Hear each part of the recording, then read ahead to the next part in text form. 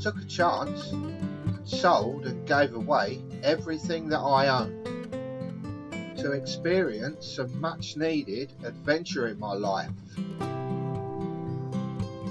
So I'd like you to come along and experience it all with me every step of the way. On my channel, Narrowboat Cruising and Lifestyle.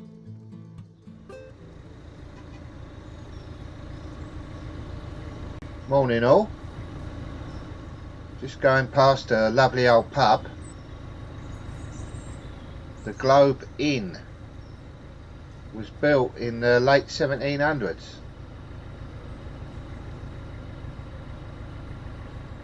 I've had to get my skates on today because tomorrow they're going to close the canal just past them 3 locks at Salisbury Locks.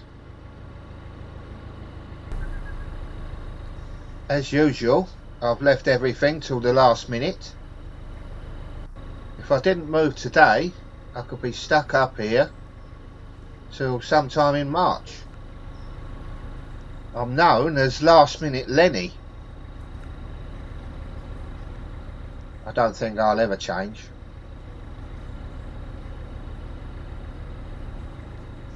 I've just left Leighton Buzzard and Linslade, where I spent Christmas, and I'm heading north on the Grand Union, perhaps to Stoke Hammond today.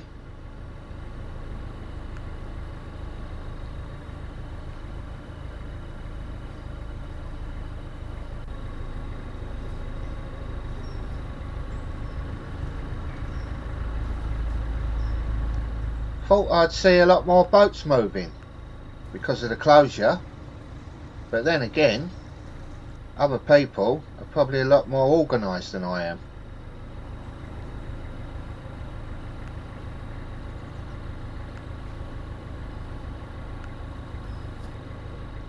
All these boats here are like me, braving the winter conditions out here on the canals. This is my second winter out here now. Time flies, doesn't it? We're coming up to the locks now.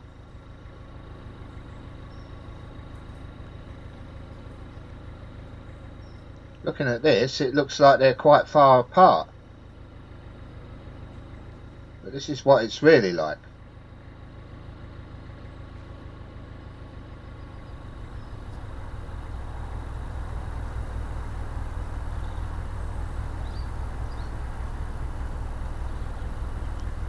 I've just been up there to set up the first lock, and it looks like none of the locks are in my favour.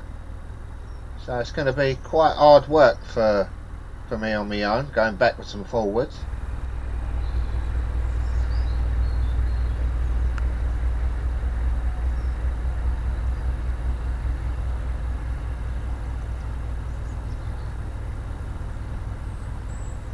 Because as I come out of one lock, I have to have the next lock set up with the gates open for me to go into.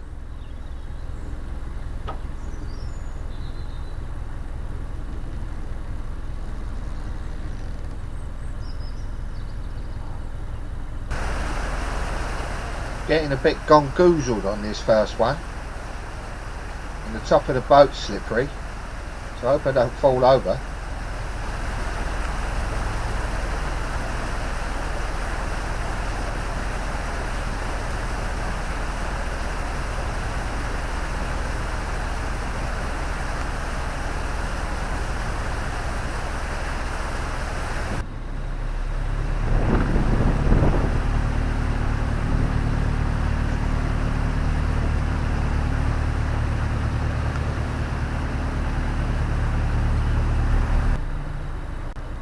You can see what I mean now about having the next lock ready and the gates open.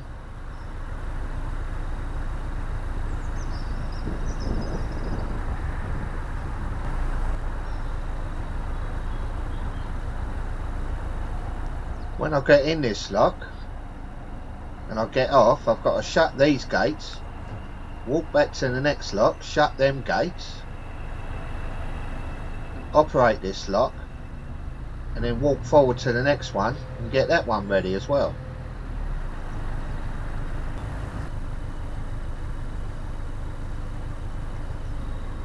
In the summer they'd have lock volunteers here and it wouldn't be a problem.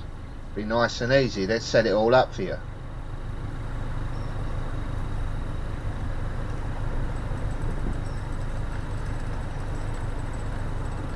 Well, I'm on my own. I can't just leave the boat to drop down in the lock because it could get hooked up on the seal. So I have to make sure at least that the boat is down before I go and sort the other one out.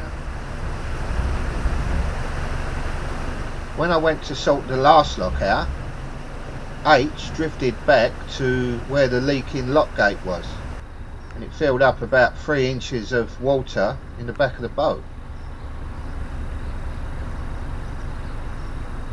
So you can imagine a bit of panic set in when I came back and saw that.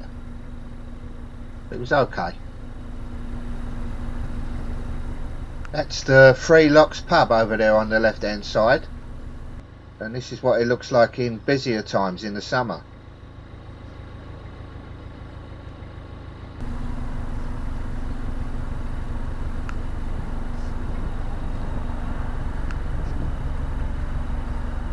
I'll be glad when I get through these.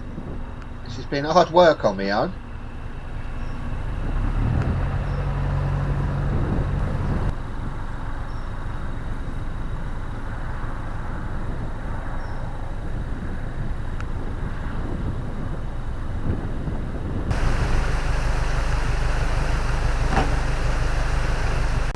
I've had a little bit of luck on the last lock here.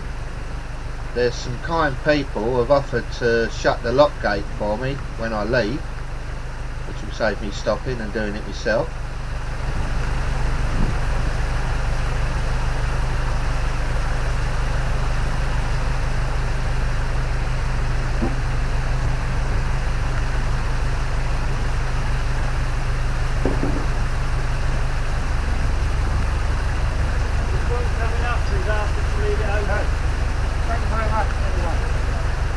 They've just told me that someone's coming in and asked them to leave the lock gates open, so that's okay.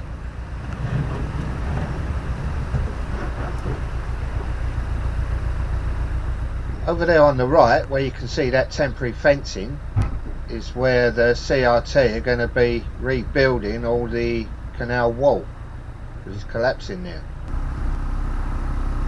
Are they emptying this tomorrow?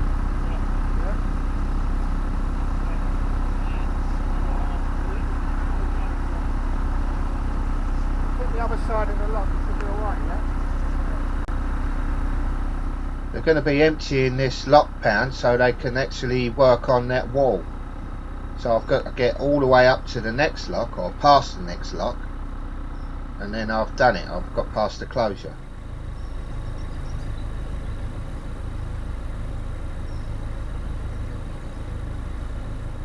Cruising in the winter, the countryside doesn't always look as pretty as it does in the spring or the summer, but it has got its upsides.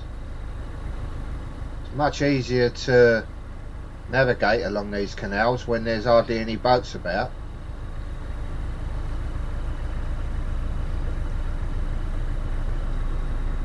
But I'm really looking forward to the spring now, when you start seeing everything coming back to life. Got all the trees and plants budding, you've got the wildlife and all its new additions. I can't wait.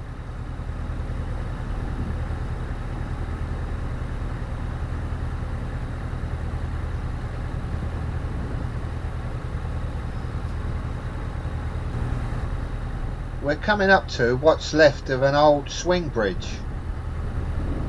If you look at the left hand side, I think you can still see the remnants amongst all the bushes and thorns that's there.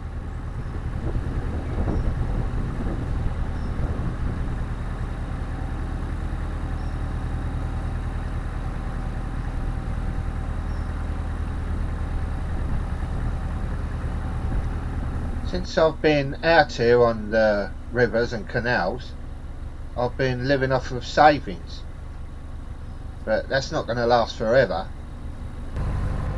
So I've set up a little link where you can buy me a coffee. No pressure. The link is in the description or on the channel banner. And I'd like to thank Dale Smith for buying me a coffee. Thanks, Dale. I was parched. We're at Stoke Hammond Lock now, and when I get past this, we should be clear of all the closure.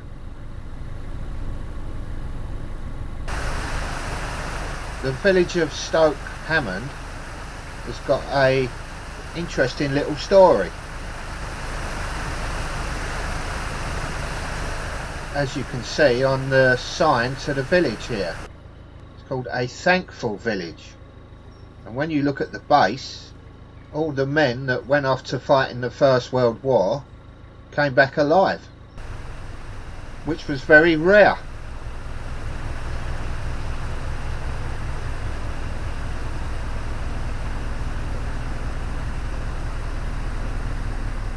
This is another one of them bridges with an extra arch, and this one they actually had a single lock there to save water. That's if there was only one boat coming through, of course, but there's only the double now. Here's a better view.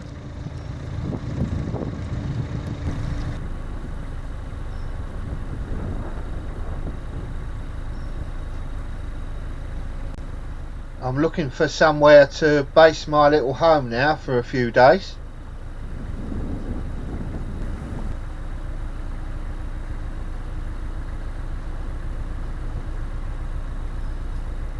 If you're like me, you see somewhere to moor and then you think, oh, there might be a better one a little bit further along, and they're never usually as good as the first ones you see. So one day I'll learn.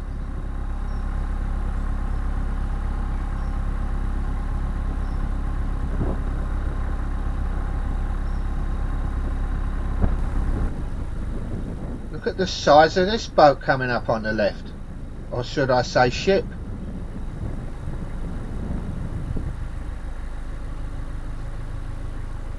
It's on a permanent mooring, so it doesn't have to move, but I do wonder how they get these big boats like this up the canals.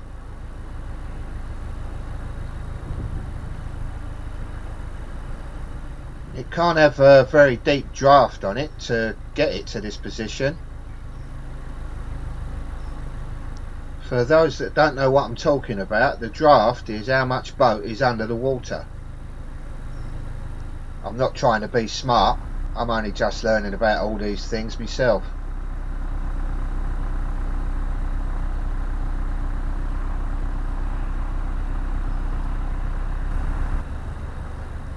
This'll do. It looks like there's plenty of room for other boats to get by as well. So don't forget to give me a thumbs up. All helps the channel, and I love your comments, and hopefully I'll see you next time.